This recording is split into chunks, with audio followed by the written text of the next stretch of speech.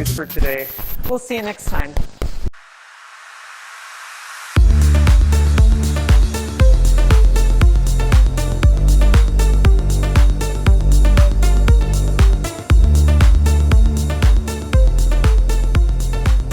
Before we proceed to the next battery of rituals, it would probably be wise to closely examine some of the signs, symbols, and gestures we will use in these rituals.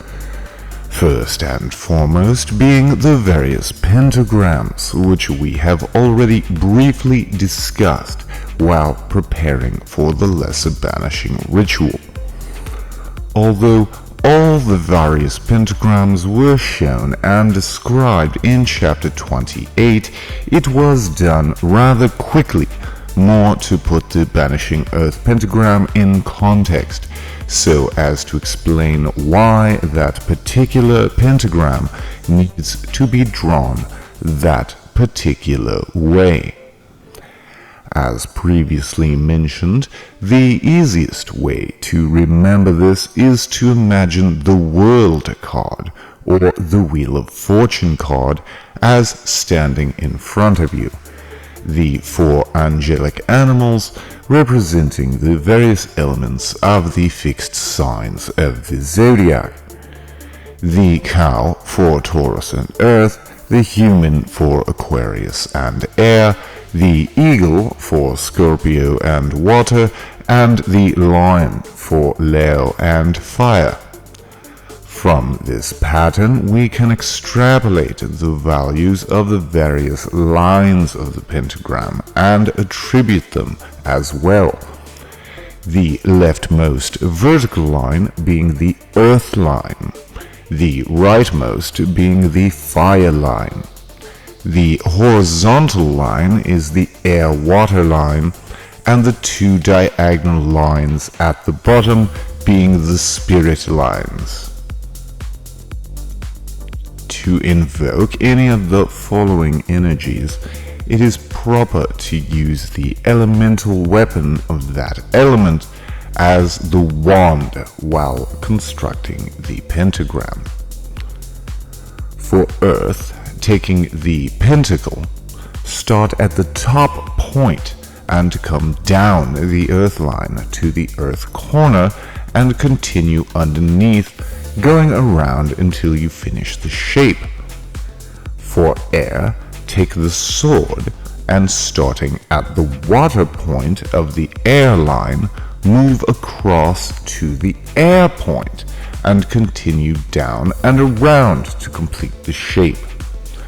For Water, take the cup, starting at the air point of the air-water line, move across to the water point, and continue down and around to complete the shape. For Fire, taking the wand, start at the top point of the fire line, move down to the fire point, and continue underneath, going around until the shape is complete. To invoke a spirit passive using the wand, hand, or brazier, begin at the earth corner and go up the spirit passive line to the water corner, going around to complete the shape.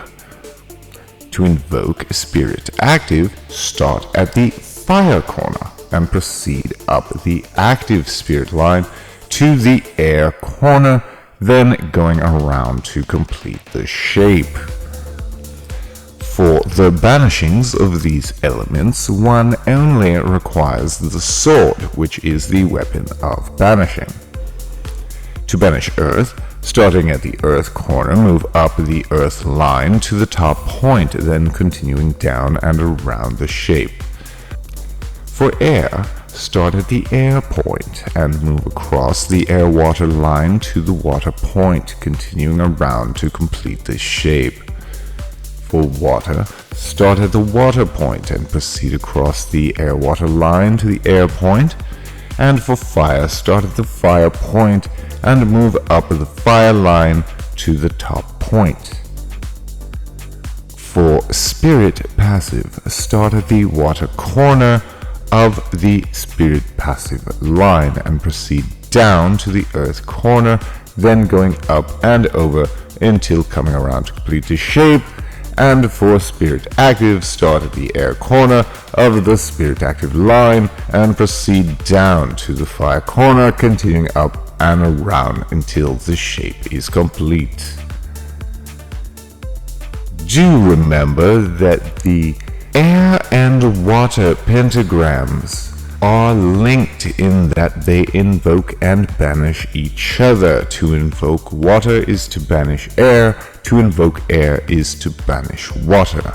Also, if you intend to practice performing any of these pentagrams, especially those of invocation, it may be wise to perform a lesser banishing ritual afterwards to avoid accidentally invoking any unintended energies.